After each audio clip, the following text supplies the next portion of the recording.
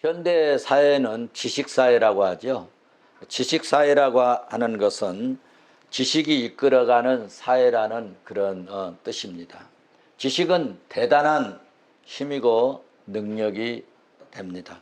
세상에 지식만 있어도 상당한 힘과 능력을 발휘할 수 있습니다. 거기에다가 영적인 지혜, 하나님이 위에서 주신 하나님의 이 지식이 더해지면 세상을 뒤흔들어 버리는 그런 역사가 있을 줄로 믿습니다. 누가 그랬습니까? 바울 사도가 그랬고 불황무식했던 베드로 사도도 그리하였습니다. 사도행전은 교회를 통하여 세상에 복음을 전하는 성령의 사역을 하는 일에 이해할 수 있게 할 뿐만 아니라 교회의 본질과 사명에 대한 아주 심오한 그런 통찰력을 우리에게 제시해 주고 있는 말씀입니다. 주님이 우리에게 맡겨주신 사명을 우리가 잘 감당하기 위해서는 하나님이 위에서부터 우리에게 지혜를 주실 때 우리가 사명을 잘 감당할 수 있게 될 줄로 믿습니다. 주의 일은 하나님이 주신 지혜로 해야 합니다. 그러면 어떻게 하면 하나님의 지혜를 얻을 수 있을까? 기도할 때 하나님이 지혜를 주십니다. 학문이 없고 가방끈이 짧아도 기도하면 여러분 하나님이 지혜를 주십니다.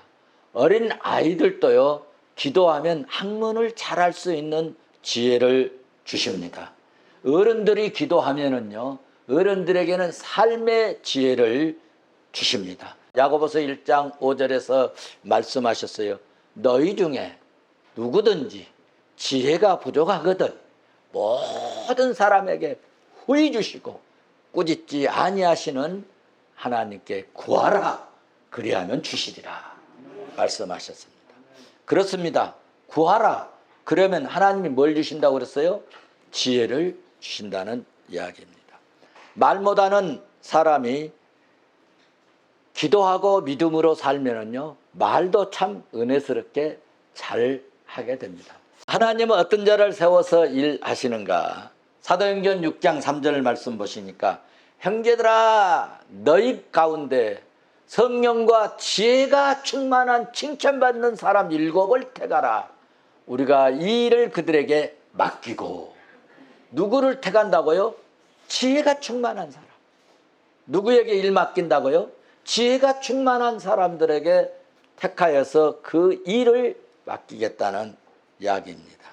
하나님이 일을 시키실 때는요 하나님은 우리의 마음과 생각을 꿰뚫어 보시기 때문에 언제든지 일꾼을 세울 때 하나님이 지혜 없는 자는 지혜 있게 하게 하시려고 기도하게 하십니다. 안 하잖아요. 빼내십니다. 누구에게 일 맡긴다고요? 지혜가 충만한 자에게.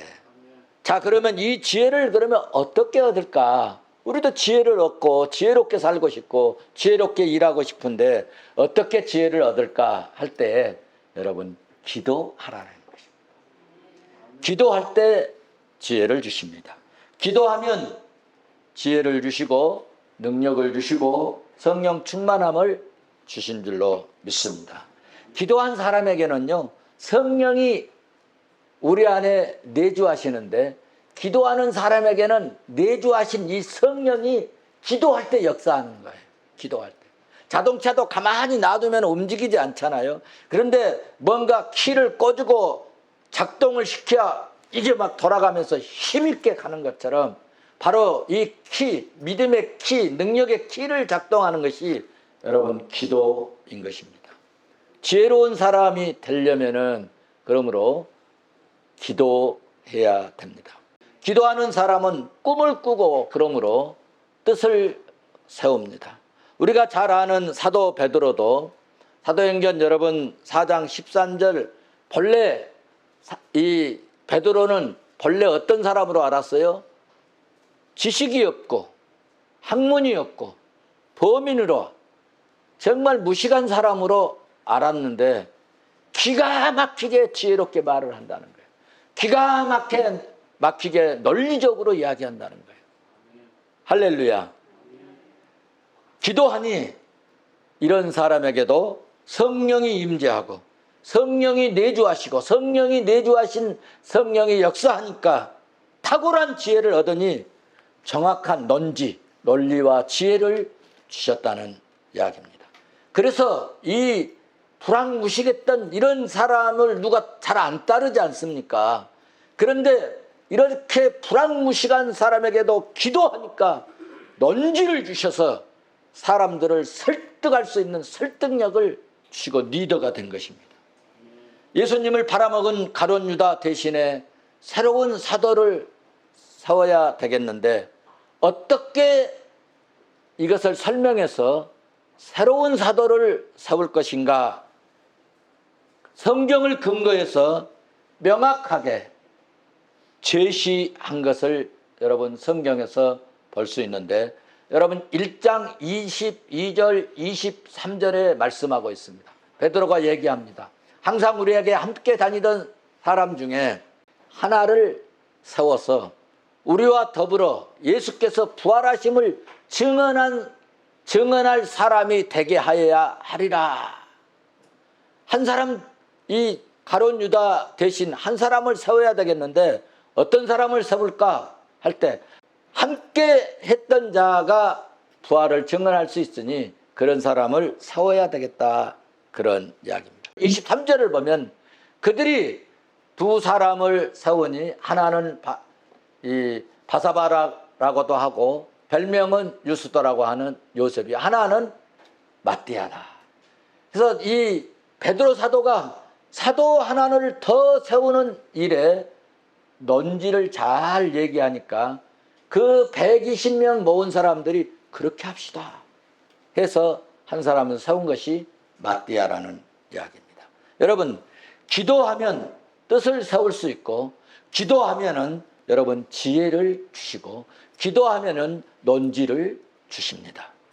기도할 때 여러분 주의 능력이 임하는 것입니다. 기도하는 사람은 뜻을 세우고요. 그러므로 꿈을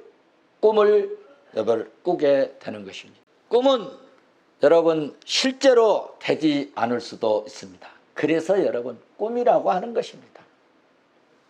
그래서 여러분 꿈 깨시오 그런 얘기도 하지 않습니까? 꿈은 안 이루어질 수도 있고 실현되지 않을 수도 있어요. 그래서 꿈이라고 하는 거예요. 그런데 예수 믿는 성도들은 다양한 방법으로 나를 들어서 쓰시기 때문에 절망하거나 좌절할 필요가 없다는 것입니다. 왜냐하면 내가 이 꾼 꿈이 안 이루어졌어요? 하나님이 주신 또 다른 꿈이 우리에게 있다는 것입니다. 이것을 기억하시기를 바랍니다. 스위스에 아주 유명한 헨리 투던트라는 아주 유명한 은행장이 있었습니다.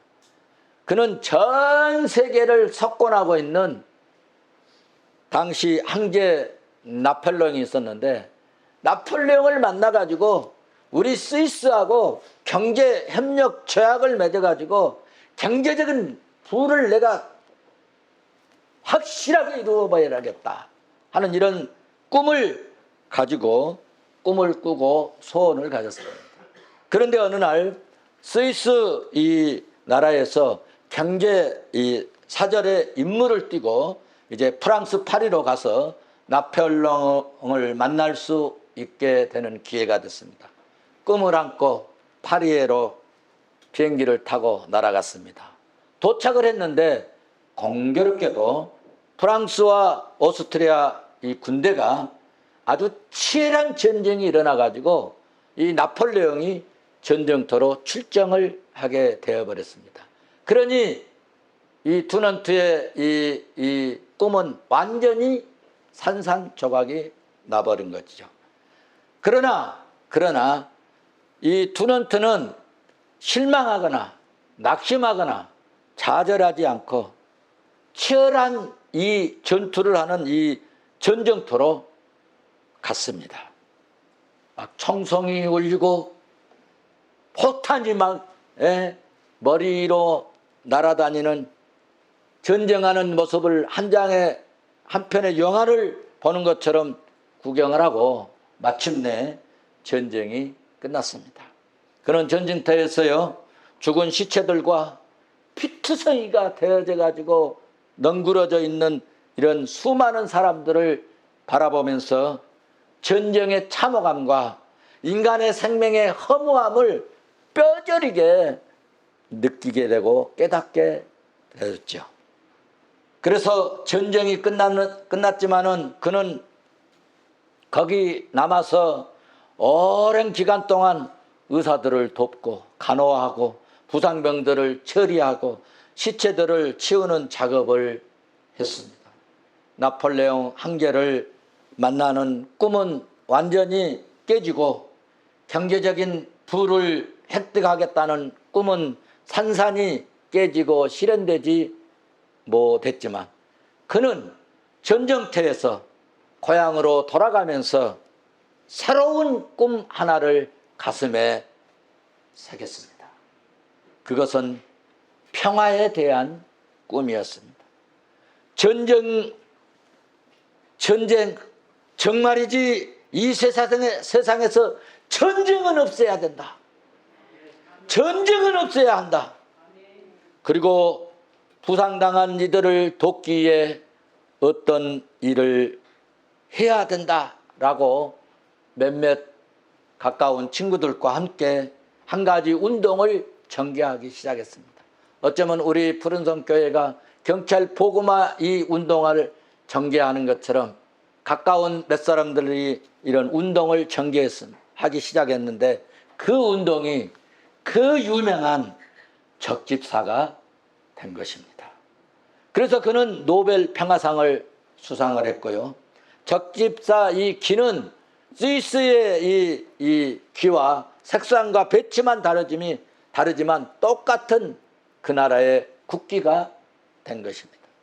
그는 스위스뿐만 아니라 전 세계에 평화를 심고 싶어 했던 이 꿈을 실현하는 기적의 사람이 되었습니다.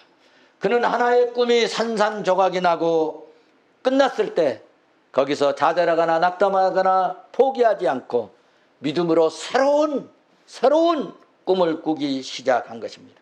그가 가졌던 이전의 꿈보다 더 이대하고 아름다운 꿈이었던 것입니다. 예수님을 따라 다니던 제자들에게도 꿈이 있었습니다. 예수님께서 억압당하고 핍박당하는 백성들을 위해서 그리고 핍박의 나라 로마 제국을 깨부셔버리고 이렇게 핍박당하면서 신음하고 있는 유대민족을 해방시킬 것이라는 이 선지자들의 예언처럼 그들은 간절한 민족의 꿈이 있었죠. 그런데 어느 날 예수 그리스도가 나타났습니다. 안진뱅이를 일으킵니다. 여러분, 떡덩이 5개와 물고기 2마리로 5,000명, 장정열만, 여자, 남자, 또 어린아이들까지 포함하면은 2만 명 이상 되는 수를 여러분 떡덩이 5개와 물고기 2마리로 먹였습니다. 할렐루야. 죽은 자도 살리셨습니다. 그러니 이분이야말로 이 나라 이 민족을 살려낼 메시아고 구원자이시고 로마 저 세력을 완전히 깨부셔버릴 왕이로다 생각을 한 것입니다. 이것이 제자들과 따르는 성도들의 꿈이었습니다. 그리고 제자들은 내가 이렇게 3년간 예수님 따라다니니까 예수님이 왕이 되시면 나도 한 자리 주시지 않겠나? 나도 한 자리 해먹지 않겠나? 이런 야망이라고 할까요? 꿈이라고 할까요? 이런 기대감이라고 할까요? 그런 생각이 있었음이 틀림이 없었습니다. 예수님이 말씀을 합니다. 무엇을 구하느냐? 물어요. 7절에서 우리를 하나는 주의 우편에 하나는 우리 좌편에 앉게 해주셔서 이렇게 이야기를 합니다. 그때 예수님께서 하신 말이 너희 구하는 것이 잘못되었다 라고 말씀을 하십니다. 여러분, 이런 제자들의 꿈이 예수님께서 십자가에서 죽어버리심으로 완전히 깨져버리는 겁니다. 왕이 되실 분이 십자가에 달려 죽어버렸습니다. 그러니 그 꿈이 어떻게 되겠습니까? 산산이 깨져버립니다. 완전히 깨져버리고 완전히 무너져 버렸습니다. 그들의 꿈도 이제는 허망하게 되어버리고 사라져버리게 되었습니다. 그래서 제자들은요, 꿈이 깨져버리니까 335 성경에 이렇게 표현하고 있습니다. 335로 모여서 고향으로 갔고, 어떤 제자들 둘은 엠마오로 자기 고향을 향해서 갔다고 말씀하고 있습니다. 그런데 여러분, 한 가지 소문이 퍼지게 시작했죠. 예수님께서 다시 살아나셨다는 소문입니다. 할렐루야. 그래서 흩어졌던 제자들은 다시 예루살렘으로 막 뛰어옵니다. 모이기 시작합니다.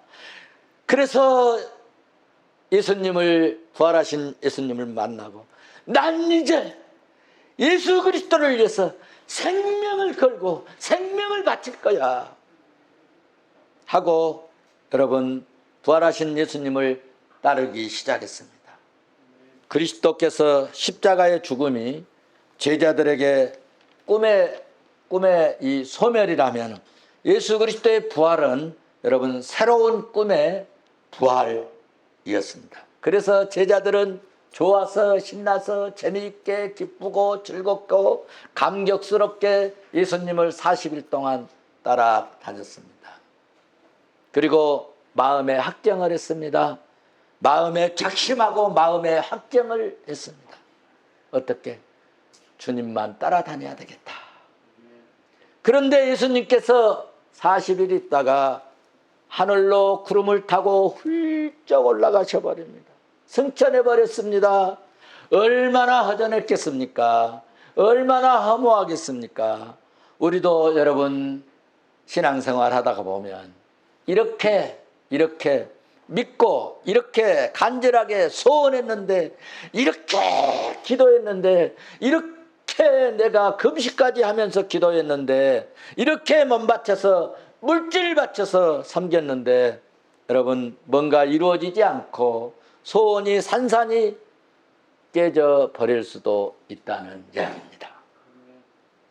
그럴 때마다 우리는 좌절하거나 낙심하지 말 것은, 오늘 제자들처럼 주님이 하신 말씀을 믿고 약속을 믿고 기도했던 제자들을 본받을 수 있기를 바랍니다.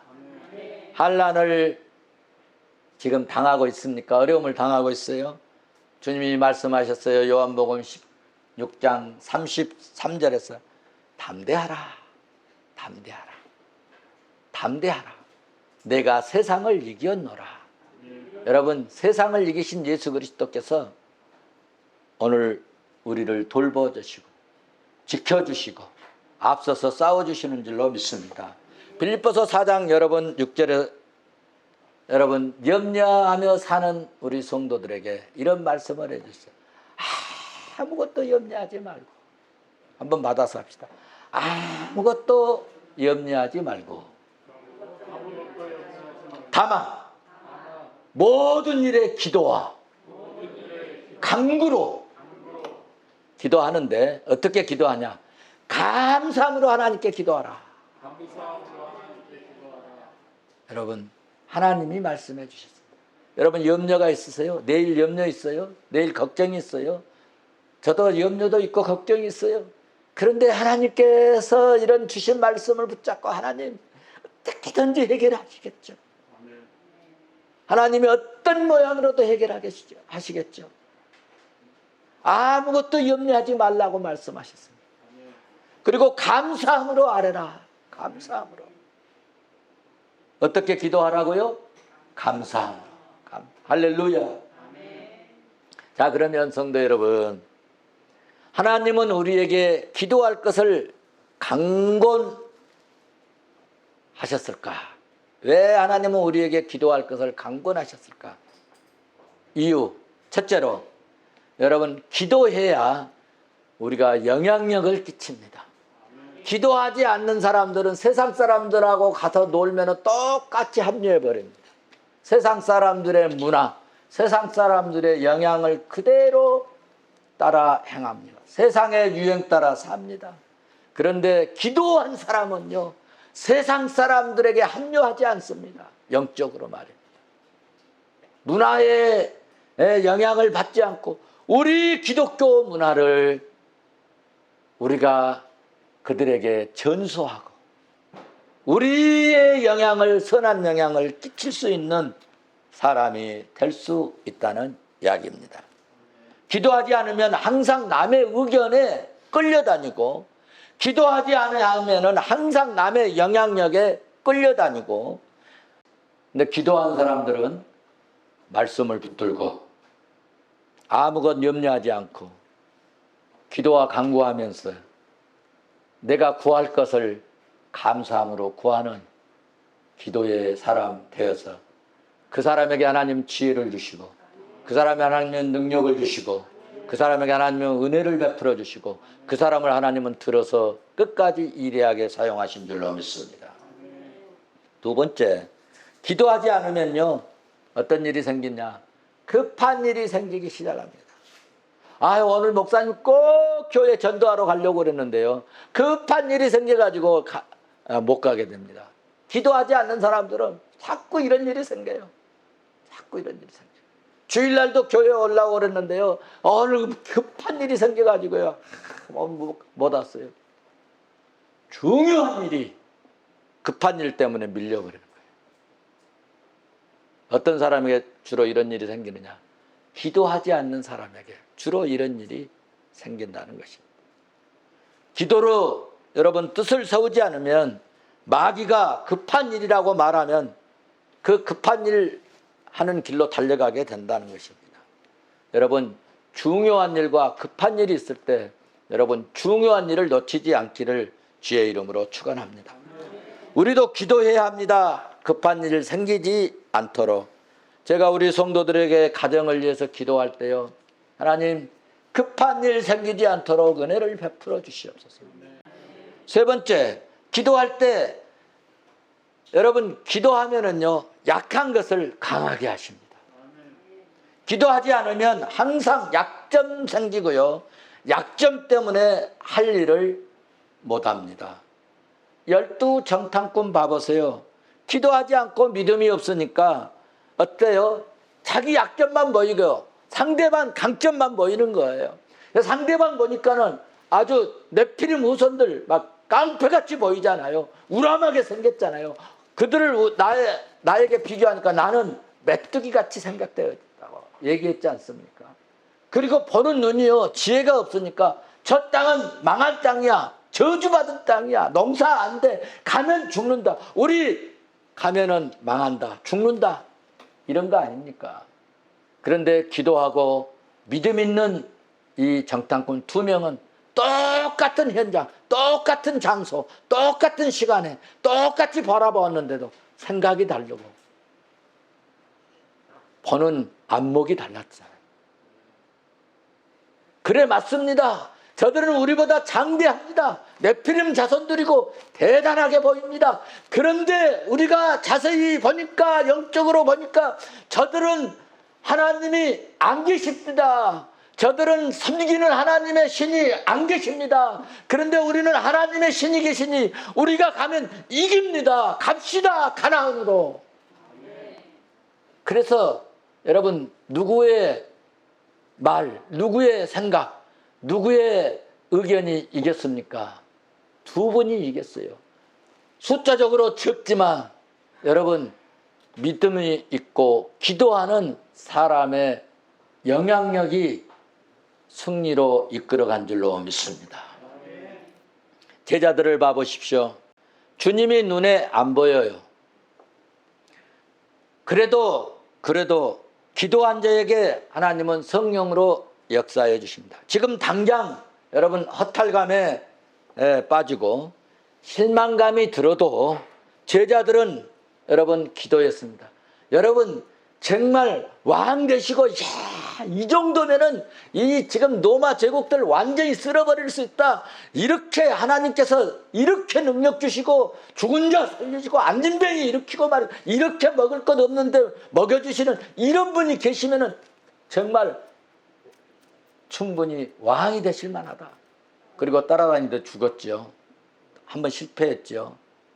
또 부활하셨으니까 이야 신이 났죠. 대단하다.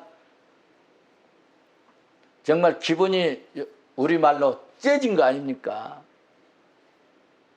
그런데 또 하늘로 샥 올라가시. 얼마나 허망하겠습니까? 허탈감이 빠지지 않겠습니까?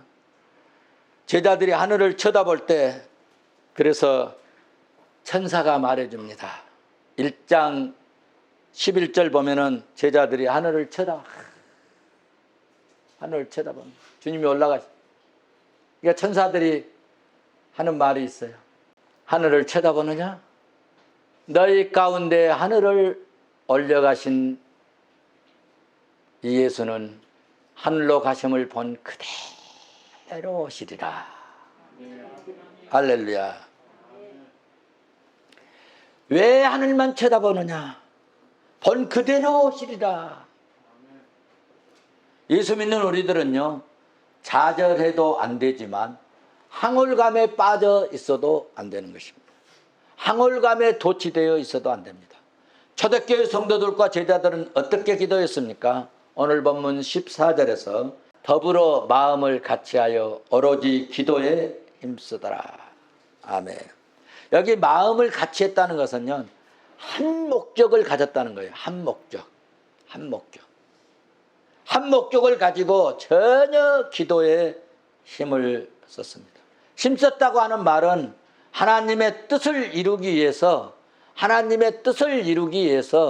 여러분 자기 자신의 의지를 포기했다는 이야기입니다. 여러분 이렇게 자기 자신의 의지를 포기해버리고 하나님의 뜻을 이루기 위해서 기도할 때 어땠습니까? 성령이 오셨습니다. 성령이 임하였습니다. 불이 해같이 갈라지는 성령이 오셨습니다. 방언이 터지고 말이죠. 능력이 나타나고 말이죠. 기적이 일어나고 말이죠. 그렇게 십자가에 달릴 때는 다 도망갔던 사람들이 성령이 임하니까 강하고 담대한 믿음의 증언자들이 된 거 아닙니까? 여러분 우리 교회도 이렇게 기도했으면 좋겠습니다.